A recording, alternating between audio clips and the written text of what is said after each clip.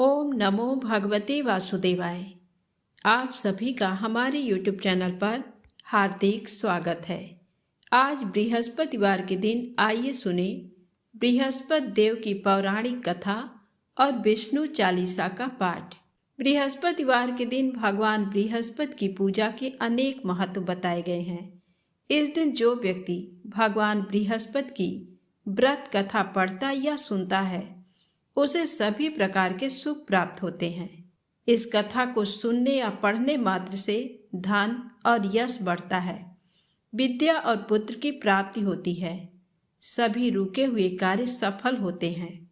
तो प्रेम से बोले बृहस्पति भगवान की जय हो। प्राचीन समय की बात है। भारत में एक राजा राज करता था। वह बड़ा प्रतापी तथा दानी था। वह नित्य प्रति मंदिर में भगवत दर्शन करने जाता था। वह ब्राह्मण और गुरु की सेवा किया करता था।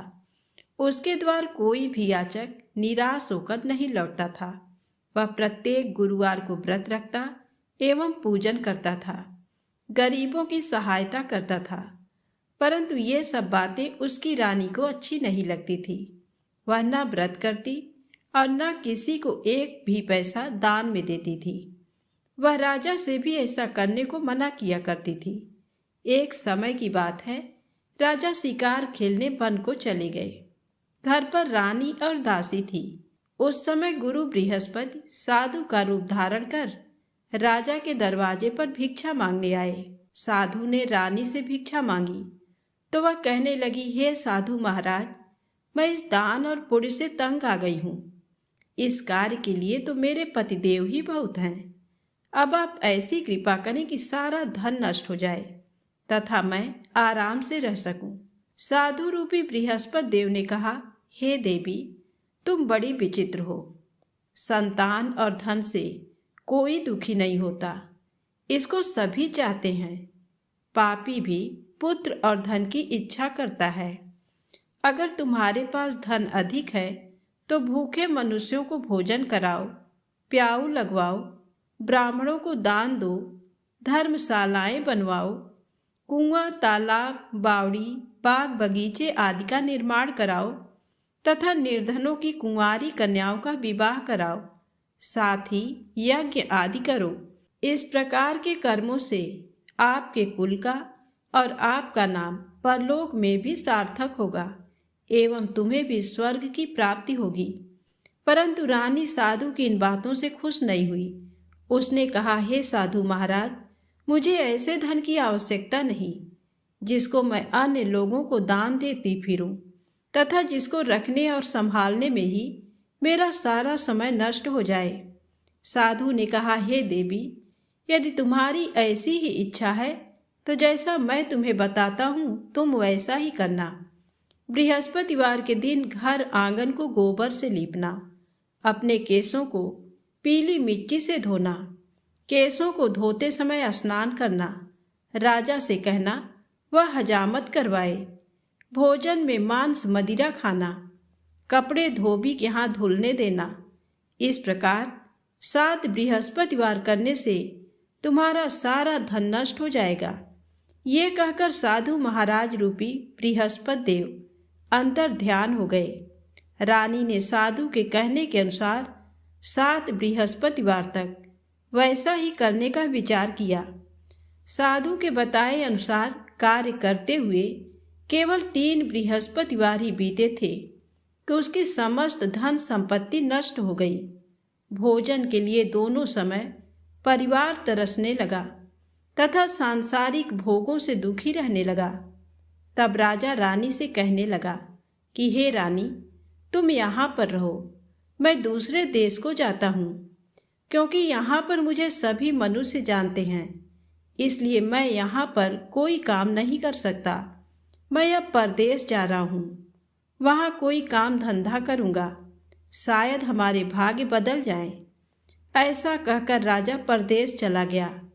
वह वहाँ जंगल से लकड़ी काट कर लाता और शहर में बेचता। इस तरह जीवन व्यतीत करने लगा। इधर राजा के बिना रानी और दासी दुखी रहने लगी। किसी दिन भोजन मिलता और किसी दिन जल पीकर ही रह जाती।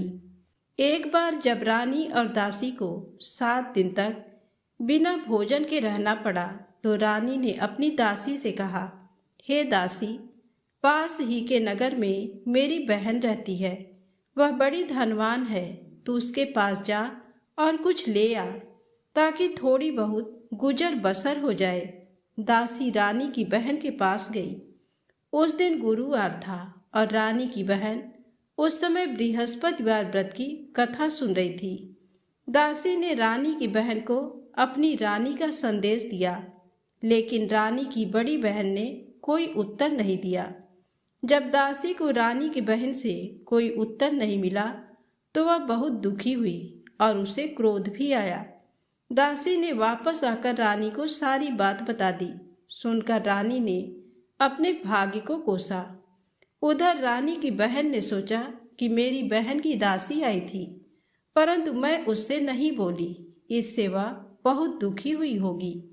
कथा सुनकर और पूजन समाप्त करके वह अपनी बहन के घर आई और कहने लगी, हे बहन, मैं बृहस्पतिवार का व्रत कर रही थी। तुम्हारी दासी मेरे घर आई थी, परंतु जब तक कथा होती है तब तक न तो उठते हैं और ना ही बोलते हैं, इसलिए मैं नहीं बोली। कहो दासी क्यों गई थी? रानी बोली, बहन, तुमसे क्या छिपाऊं? हमारे घर में खाने तक को अनाज नहीं था। ऐसा कहते कहते रानी की आंखें भर आईं। उसने दासी समेत पिछले 7 दिनों से भूखे रहने तक की बात अपनी बहन को विस्तार पूर्वक सुना दी। रानी की बहन बोली, देखो बहन, भगवान बृहस्पति देव सबकी मनोकामना को पूर्ण करते हैं। देखो, शायद तुम्हारे घर में अनाज रखा हो। पहले तो रानी को विश्वास नहीं हुआ, पर बहन के आग्रह करने पर उसने अपनी दासी को अंदर भेजा तो उसे सचमुच अनाज से भरा एक घड़ा मिल गया। ये देखकर दासी को बड़ी हैरानी हुई। दासी रानी से कहने लगी, हे रानी, जब हमको भोजन नहीं मिलता तो हम व्रत ही तो करते हैं, इसलिए क्यों न इनसे व्रत और कथा की विधि पूछ ली जाए ताकि हम भी व्रत कर सकें। तब रानी ने अपनी बहन से बृहस्पतिवार व्रत के बारे में पूछा। उसकी बहन ने बताया, बृहस्पतिवार के व्रत में चने की दाल और मुनक्का से विष्णु भगवान का केले की जड़ में पूजन करें तथा दीपक जलाएं, व्रत कथा सुने और पीला भोजन ही करें। इससे बृहस्पति देव प्रसन्न होते हैं। व्रत और पूजन विधि बताकर रानी की बहन अपने घर को लौट गई। 7 दिन के बाद जब गुरुवार आया तो रानी और दासी ने व्रत रखा। घुड़साल में जाकर चना और गुड़ लेकर आई, फिर उससे केले की जड़ तथा विष्णु भगवान का पूजन किया। अब पीला भोजन कहाँ से आए, इस बात को लेकर दोनों बहुत दुखी थे। चूंकि उन्होंने व्रत रखा था, इसलिए बृहस्पति देव उनसे प्रसन्न थे। इसलिए वे एक साधारण व्यक्ति का रूप धारण कर 2 थालों में सुंदर पीला भोजन दासी को दे गए। भोजन पाकर दासी प्रसन्न हुई और फिर रानी के साथ मिलकर भोजन ग्रहण किया। उसके बाद वे सभी गुरुवार को व्रत और पूजन करने लगी। बृहस्पति भगवान की कृपा से उनके पास फिर से धन संपत्ति आ गई, परंतु रानी फिर से पहले की तरह आलस्य करने लगी। तब दासी बोली, देखो रानी, तुम पहले भी इस प्रकार आलस्य करती थी। तुम्हें धन रखने में कष्ट होता था, इस कारण सभी धन नष्ट हो गया, और अब जब भगवान बृहस्पति की कृपा से धन मिला है तो तुम्हें फिर से आलस्य होता है। रानी को समझाते हुए दासी कहती है कि बड़ी मुसीबतों के बाद हमने ये धन पाया है, इसलिए हमें दान पुण्य करना चाहिए, भूखे मनुष्यों को भोजन कराना चाहिए और धन को शुभ कार्यों में खर्च करना चाहिए, जिससे तुम्हारे कुल का यश बढ़ेगा, स्वर्ग की प्राप्ति होगी और पितृ प्रसन्न होंगे। दासी की बात मानकर रानी अपना धन शुभ कार्यों में खर्च करने लगी, जिससे पूरे नगर में उसका यश फैलने लगा। एक दिन रानी और दासी दोनों आपस में विचार करने लगी कि न जाने राजा किस दशा में होंगे। उनकी कोई खोज खबर भी नहीं है। उन्होंने श्रद्धा पूर्वक गुरु बृहस्पति भगवान से प्रार्थना की कि राजा जहाँ कहीं भी हो शीघ्र वापस आ जाएं। उधर राजा परदेश में बहुत दुखी रहने लगा। वह प्रतिदिन जंगल से लकड़ी बीनकर लाता और उसे शहर में बेचकर अपने दुखी जीवन को बड़ी कठिनता से व्यतीत करता था। एक दिन दुखी हो अपनी पुरानी बातों को याद करके वह रोने लगा और उदास हो गया। उसी समय राजा के पास बृहस्पति देव साधु के वेश में आकर बोले, हे लकड़हारे, तुम इस सुनसान जंगल में किस चिंता में बैठे हो, मुझे बतलाओ। ये सुन राजा के नेत्रों में जल भर आया। साधु की वंदना कर राजा ने अपनी संपूर्ण कहानी सुना दी। महात्मा दयालु होते हैं। वे राजा से बोले, हे राजा, तुम्हारी पत्नी ने बृहस्पति देव के प्रति अपराध किया था, जिसके कारण तुम्हारी ये दशा हुई। अब तुम किसी प्रकार की चिंता मत करो। भगवान तुम्हें पहले से अधिक धन देंगे। देखो, तुम्हारी पत्नी ने बृहस्पतिवार का व्रत प्रारंभ कर दिया है। अब तुम भी बृहस्पतिवार का व्रत करके चने की दाल व गुड़ जल के लोटे में डालकर केले का पूजन करो। फिर कथा कहो या सुनो। भगवान तुम्हारी सब कामनाओं को पूर्ण करेंगे। साधु की बात सुनकर राजा बोला, हे प्रभु, लकड़ी बेचकर तो इतना पैसा भी नहीं मिलता जिससे भोजन करने के उपरांत कुछ बचा सकूं। मैंने रात्र में अपनी रानी को व्याकुल देखा है। मेरे पास कोई साधन नहीं जिससे इसका समाचार जान सकूं। फिर मैं बृहस्पति देव की क्या कहानी कहूं, ये भी मुझको मालूम नहीं है। साधु ने कहा, हे राजा, मन में बृहस्पति भगवान के पूजन व्रत का निश्चित करो। वे स्वयं तुम्हारे लिए कोई राह बना देंगे। बृहस्पतिवार के दिन तुम रोजाना की तरह लकड़ियां लेकर शहर में जाना। तुम्हें रोज से दुगना धन प्राप्त होगा, जिससे तुम भली भांति भोजन कर लोगे तथा बृहस्पति देव की पूजा का सामान भी आ जाएगा। जो तुमने बृहस्पतिवार की कहानी के बारे में पूछा है वह इस प्रकार है। प्राचीन काल में एक बहुत ही निर्धन ब्राह्मण था। उसके कोई संतान नहीं थी। वह नित्य पूजा पाठ करता। उसकी स्त्री न स्नान करती और न किसी देवता का पूजन करती। इस कारण ब्राह्मण देवता बहुत दुखी रहते थे। भगवान की कृपा से ब्राह्मण के यहाँ एक कन्या उत्पन्न हुई। कन्या बड़ी होने लगी। प्रातः स्नान करके वह भगवान विष्णु का जप करती। बृहस्पतिवार का व्रत भी करने लगी। पूजा पाठ समाप्त कर पाठशाला जाती तो अपनी मुट्ठी में जौ भरकर ले जाती और पाठशाला जाने के मार्ग में डालती जाती। लौटते समय वही जौ स्वर्ण के हो जाते तो उनको बीनकर घर ले आती। एक दिन वह बालिका सूप में उन सोने के जौ को फटक कर साफ कर रही थी कि तभी उसकी माँ ने देख लिया और कहा, हे बेटी, सोने के जौ को फटकने के लिए सोने का सूप भी तो होना चाहिए। दूसरे दिन गुरुवार था। कन्या ने व्रत रखा और बृहस्पति देव से सोने का सूप देने की प्रार्थना की। बृहस्पति देव ने उसकी प्रार्थना स्वीकार कर ली। रोजाना की तरह वह कन्या जौ फैलाती हुई पाठशाला चली गई। पाठशाला से लौटकर जब वह जौ बीन रही थी तो बृहस्पति देव की कृपा से उसे सोने का सूप मिला। उसे वह घर ले आई और उससे जौ साफ करने लगी, परंतु उसकी माँ का वही ढंग रहा। एक दिन की बात है, कन्या सोने के सूप में जब जौ साफ कर रही थी, उस समय उस नगर का राजकुमार वहां से निकला। कन्या के रूप को देखकर वह उस पर मोहित हो गया। राजमहल आकर वह भोजन तथा जल त्याग कर उदास होकर लेट गया। राजा को जब राजकुमार द्वारा अन्न जल त्यागने का समाचार ज्ञात हुआ तो अपने मंत्रियों के साथ वह अपने पुत्र के पास गया और कारण पूछा।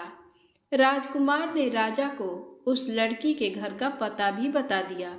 मंत्री उस लड़की के घर गया।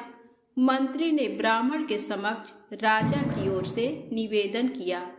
कुछ ही दिन बाद ब्राह्मण की कन्या का विवाह राजकुमार के साथ संपन्न हो गया। कन्या के घर से जाते ही ब्राह्मण के घर में पहले की भांति गरीबी का निवास हो गया। एक दिन दुखी होकर ब्राह्मण अपनी पुत्री से मिलने गए। बेटी ने पिता की अवस्था को देखा और अपनी माँ का समाचार पूछा। ब्राह्मण ने सभी हाल कह सुनाया। कन्या ने बहुत सा धन देकर अपने पिता को विदा कर दिया, लेकिन कुछ दिन बाद फिर वही हाल हो गया। ब्राह्मण फिर अपनी कन्या के यहाँ गया और सभी हाल कहा, तो पुत्री बोली, हे पिताजी, आप माता जी को यहाँ लिवा लाओ, मैं उन्हें वह विधि बता दूंगी जिससे गरीबी दूर हो जाए।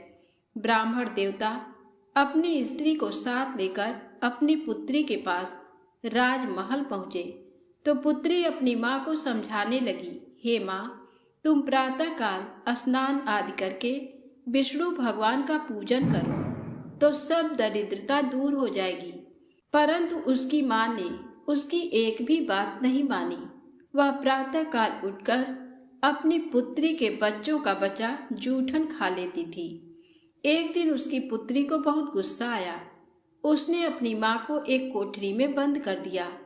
प्रातःकाल उसने स्नान आदि करा के पूजा पाठ करवाया तो उसकी माँ की बुद्धि ठीक हो गई। इसके बाद वह नियम से पूजा पाठ करने और प्रत्येक बृहस्पतिवार को व्रत रखने लगी। इस व्रत के प्रभाव से मृत्यु के बाद वह स्वर्ग को गई। वह ब्राह्मण भी सुखपूर्वक इस लोक का सुख भोगकर स्वर्ग को प्राप्त हुआ। इस तरह कहानी कहकर साधु देवता वहां से अंतर ध्यान हो गए। धीरे धीरे समय व्यतीत होने पर फिर बृहस्पतिवार का दिन आया। राजा जंगल से लकड़ी काटकर शहर में बेचने गया। उसे उस दिन और दिनों से अधिक धन मिला। राजा ने चना गुड़ आदि लाकर बृहस्पतिवार का व्रत किया। उस दिन से उसके सभी क्लेश दूर हुए। परंतु जब अगले गुरुवार का दिन आया तो वह बृहस्पतिवार का व्रत करना भूल गया। इस कारण बृहस्पति भगवान नाराज हो गए। उस दिन उस नगर के राजा ने विशाल यज्ञ का आयोजन किया तथा शहर में ये घोषणा करा दी कि कोई भी मनुष्य अपने घर में भोजन न बनावे, न आग जलावे। समस्त जनता मेरे यहाँ भोजन करने आवे। इस आज्ञा को जो न मानेगा उसे फांसी की सजा दी जाएगी। इस तरह की घोषणा संपूर्ण नगर में करवा दी गई। राजा की आज्ञा अनुसार शहर के सभी लोग भोजन करने गए, लेकिन लकड़हारा कुछ देर से पहुंचा। इसलिए राजा उसको अपने साथ घर लिवा गए और ले जाकर भोजन करा रहे थे तो रानी की दृष्टि उस खूंटी पर पड़ी जिस पर उसका हार लटका हुआ था। वह वहां पर दिखाई नहीं दिया। रानी ने निश्चय किया कि मेरा हार इस मनुष्य ने चुरा लिया है। उसी समय सिपाहियों को बुलाकर उसको कारागार में डलवा दिया। जब लकड़हारा कारागार में पड़ गया और बहुत दुखी होकर विचार करने लगा कि न जाने कौन से पूर्व जन्म के कर्म से मुझे ये दुख प्राप्त हुआ, और उसी साधु को याद करने लगा जो कि जंगल में मिला था। उसी समय तत्काल बृहस्पति देव साधु के रूप में प्रकट हुए और उसकी दशा को देखकर कहने लगे, अरे मूर्ख, तूने बृहस्पति देव की कथा नहीं करी, इस कारण तुझे दुख प्राप्त हुआ है। अब चिंता मत कर। बृहस्पतिवार के दिन कारागार के दरवाजे पर 4 पैसे पड़े मिलेंगे। उनसे तू बृहस्पति देव की पूजा करना, तेरे सभी कष्ट दूर हो जाएंगे। बृहस्पति के दिन उसे 4 पैसे मिले। लकड़हारे ने कथा कही। उसी रात्रि को बृहस्पति देव ने उस नगर के राजा को स्वप्न में कहा, हे राजा, तुमने जिस आदमी को कारागार में बंद कर दिया है वह निर्दोष है। वह राजा है, उसे छोड़ देना। रानी का हार उसी खूंटी पर लटका है। अगर तू ऐसा नहीं करेगा तो मैं तेरे राज्य को नष्ट कर लूँगा। इस तरह रात्रि के स्वप्न को देखकर राजा प्रातःकाल उठा और खूंटी पर हार देकर लकड़हारे को बुलाकर क्षमा मांगी तथा लकड़हारे को योग्य सुंदर वस्त्र आभूषण देकर विदा कर दिया। बृहस्पति देव की आज्ञा अनुसार लकड़हारा अपने नगर को चल दिया। राजा जब अपने नगर के निकट पहुंचा तो उसे बड़ा आश्चर्य हुआ। नगर में पहले से अधिक बाग, तालाब, कुएं तथा बहुत सी धर्मशाला, मंदिर आदि बन गए हैं। राजा ने पूछा, ये किसका बाग और धर्मशाला है? तब नगर के सब लोग कहने लगे, ये सब रानी और बांदी के हैं। तो राजा को आश्चर्य हुआ और गुस्सा भी आया। जब रानी ने ये खबर सुनी कि राजा आ रहे हैं तो उन्होंने बांदी से कहा कि हे दासी, देख राजा हमको कितनी बुरी हालत में छोड़ गए थे। हमारी ऐसी हालत देखकर वह लौट न जाएं, इसलिए तू दरवाजे पर खड़ी हो जा। आज्ञा अनुसार दासी दरवाजे पर खड़ी हो गई। राजा आए तो उन्हें अपने साथ लिवा लाई। तब राजा ने क्रोध करके अपनी रानी से पूछा कि ये धन तुम्हें कैसे प्राप्त हुआ है? तब उन्होंने कहा, हमें ये सब धन बृहस्पति देव के इस व्रत के प्रभाव से प्राप्त हुआ है। राजा ने निश्चय किया कि 7 रोज बाद तो सभी बृहस्पति देव का पूजन करते हैं, परंतु मैं प्रतिदिन दिन में 3 बार कहानी तथा रोज व्रत किया करूँगा। अब हर समय राजा के दुपट्टे में चने की दाल बंधी रहती तथा दिन में 3 बार कहानी कहता। एक रोज राजा ने विचार किया कि चलो अपनी बहन के यहाँ हो आवें। इस तरह निश्चय कर राजा घोड़े पर सवार हो अपनी बहन के यहाँ को चलने लगा। मार्ग में उसने देखा कि कुछ आदमी एक मुर्दे को लिए जा रहे हैं। उन्हें रोककर राजा कहने लगा, अरे भाइयों, मेरी बृहस्पति देव की कथा सुन लो। वे बोले, लो हमारा तो आदमी मर गया है, इसको अपनी कथा की पड़ी है। परंतु कुछ आदमी बोले, अच्छा कहो, हम तुम्हारी कथा भी सुनेंगे। राजा ने दाल निकाली और जब कथा आधी हुई थी कि मुर्दा हिलने लग गया, और जब कथा समाप्त हो गई तो राम राम करके मनु से उठकर खड़ा हो गया। आगे मार्ग में उसे एक किसान खेत में हल चलाता मिला। राजा ने उसे देखा और उससे बोले, अरे भैया, तुम मेरी बृहस्पतिवार की कथा सुन लो। किसान बोला, जब तक मैं तेरी कथा सुनूंगा तब तक 4 हरैया जोत लूंगा। जाए अपनी कथा किसी और को सुनाना। इस तरह राजा आगे चलने लगा।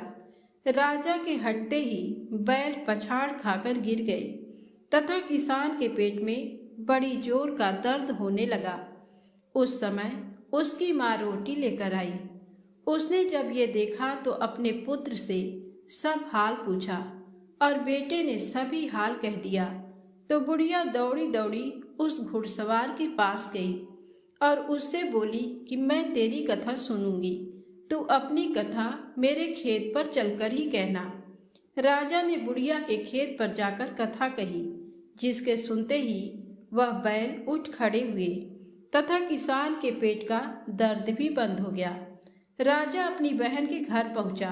बहन ने भाई की खूब मेहमानी की। दूसरे रोज प्रातःकाल राजा जगा तो वह देखने लगा कि सब लोग भोजन कर रहे हैं। राजा ने अपनी बहन से कहा, ऐसा कोई मनुष्य है जिसने भोजन नहीं किया हो, मेरी बृहस्पतिवार की कथा सुन ले।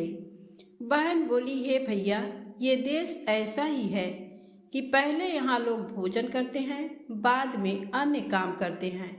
अगर कोई पड़ोस में हो तो देख आऊं। वह ऐसा कहकर देखने चली गई, परंतु उसे कोई ऐसा व्यक्ति नहीं मिला जिसने भोजन न किया हो। अतः वह एक कुम्हार के घर गई जिसका लड़का बीमार था। उसे मालूम हुआ कि उनके यहाँ 3 रोज से किसी ने भोजन नहीं किया है। रानी ने अपने भाई की कथा सुनने के लिए कुम्हार से कहा। वह तैयार हो गया। राजा ने जाकर बृहस्पतिवार की कथा कही, जिसको सुनकर उसका लड़का ठीक हो गया। अब तो राजा की प्रशंसा होने लगी। एक रोज राजा ने अपनी बहन से कहा कि हे बहन, हम अपने घर को जाएंगे, तुम भी तैयार हो जाओ। राजा की बहन ने अपनी सास से कहा, सास ने कहा, हाँ चली जा, परंतु अपने लड़कों को मत ले जाना, क्योंकि तेरे भाई के कोई औलाद नहीं है। बहन ने अपने भैया से कहा, हे भैया, मैं तो चलूंगी, पर कोई बालक नहीं जाएगा। राजा बोला, जब कोई बालक नहीं चलेगा तब तुम ही क्या करोगी। बड़े दुखी मन से राजा अपने नगर को लौट आया। राजा ने अपनी रानी से कहा, हम निर्वंशी हैं, हमारा मुंह देखने का धर्म नहीं है और कुछ भोजन आदि नहीं किया। रानी बोली, हे प्रभु, बृहस्पति देव ने हमें सब कुछ दिया है, वह हमें औलाद अवश्य देंगे। उसी रात को बृहस्पति देव ने राजा से स्वप्न में कहा, हे राजा, उठ, सभी सोच त्याग दे, तेरी रानी गर्भ से है। राजा को ये बात सुनकर बड़ी खुशी हुई। 9वें महीने में उसके गर्भ से एक सुंदर पुत्र पैदा हुआ। तब राजा बोला, हे रानी, स्त्री बिना भोजन के रह सकती है, पर बिना कहे नहीं रह सकती। जब मेरी बहन आवे तुम मुझसे कुछ कहना मत। रानी ने सुनकर हाँ कर दिया। जब राजा की बहन ने ये शुभ समाचार सुना तो वह बहुत खुश हुई तथा बधाई लेकर अपने भाई के यहाँ आई। तभी रानी ने कहा, घोड़ा चढ़कर तो नहीं आई, गधा चढ़ी आई। राजा की बहन बोली, भाभी, मैं इस प्रकार न कहती तो तुम्हें औलाद कैसे मिलती। बृहस्पति देव ऐसे ही हैं, जैसी जिसके मन में कामनाएं हैं सभी को पूर्ण करते हैं। जो सद्भावना पूर्वक बृहस्पतिवार का व्रत करता है एवं कथा पढ़ता है अथवा सुनता है, दूसरों को सुनाता है, बृहस्पति देव उसकी सभी मनोकामना पूर्ण करते हैं। प्रेम से बोलें, बृहस्पति भगवान की जय हो। अब आइए सुने विष्णु चालीसा पाठ। विष्णु सुनिए विनय, सेवक की चितलाय, कीरत कुछ वर्णन करूं, दीजय ज्ञान बताए। नमो विष्णु भगवान खरारी, कष्ट न सामन अखिल बिहारी। प्रबल जगत में शक्ति तुम्हारी, त्रिभुवन फैल रही उजियारी। सुंदर रूप मनोहर सूरत, सरल स्वभाव मोहनी मूरत। तन पर पीतांबर अति सोहत, बैजंती माला मन मोहत। शंख चक्र कर गदा बिराजे, देखत दैत्य असुर दल भाजे। सत्य धर्म मद लोभ न गाजे, काम क्रोध मद लोभ न छाजे। संत भक्त सज्जन मन रंजन, धनुजय असुर दुष्टन दल गंजन। सुख उपजाय कष्ट सब भंजन, दोष मिटाय करत जन सज्जन। पाप काट भव सिंधु उतारण, कष्ट नाश कर भक्त उबारण। करत अनेक रूप प्रभु धारण, केवल आप भक्ति के कारण। धरणी धेनु बन तुम ही पुकारा, तब तुम रूप राम का धारा। भार उतार असुर दल मारा, रावण यादिक को संहारा। आप वराह रूप बनाया, हिरण्याक्ष को मार गिराया। धर्मत्स्य तन सिंधु बनाया, 14 रत्नन को निकलाया। अमिलख असुरन द्वंद मचाया, रूप मोहनी आप दिखाया। देवन को अमृत पान कराया, असुरन को छवि से बहलाया। कुर्म रूप धर सिंधु मझाया, मंदराचल गिरि तुरत उठाया, शंकर का तुम फंद छुड़ाया। भस्मासुर को रूप दिखाया, वेदन को जब असुर डुबाया। कर प्रबंध उन्हें ढूढ़वाया, मोहित बन कर खलहि नचाया। उस ही कर से भस्म कराया, असुर जलंधर अति बलदाई। शंकर से उनकीन लड़ाई, हार पार शिव सकल बनाई। कीन सती से छल खल जाई, सुमिरन कीन तुम्हें शिवरानी। बतलाई सब विपत कहानी, तब तुम बने मुनीश्वर ज्ञानी। वृंदा की सब सुरति भुलानी, देखत तीन धनुज शैतानी। वृंदा आय तुम्हें लपटानी, हो इस पर धर्म क्षतिमानी। हना असुर उर शिव शैतानी, तुमने ध्रुव प्रहलाद उबारे। हिरणाकुश आदिक खल मारे, गणिका और अजामिल तारे। बहुत भक्त भव सिंधु उतारे, हरहु सकल संताप हमारे।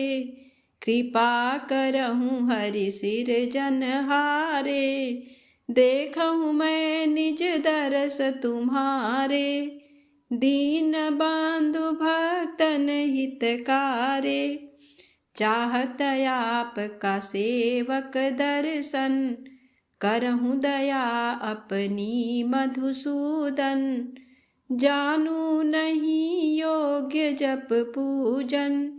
होय यज्ञ ये स्तुति अनुमोदन, शील दया संतोष सुलक्षण। विदित नहीं व्रत बोध विलक्षण, करहु आपका किस विधि पूजन। कुमति बिलोक होत दुख भीषण, करहु प्रणाम कौन विधि सुमिरन। कौन भांति मैं करहु समर्पण, सुरमुनि करत सदा सेवकाई। हर्षित रहत परम गति पाई, दीन दुखिन पर सदा सहाई। निज जन जान लेओ अपनाई, पाप दोष संताप नसाओ। भव बंधन से मुक्त कराओ, सुत संपत्ति दे सुख उपजाओ। निज चरणन का दास बनाओ, भक्त सदा ये विनय सुनावे। पढ़े सुने जो जन सुख पावे। प्रेम से बोले विष्णु भगवान की जय हो।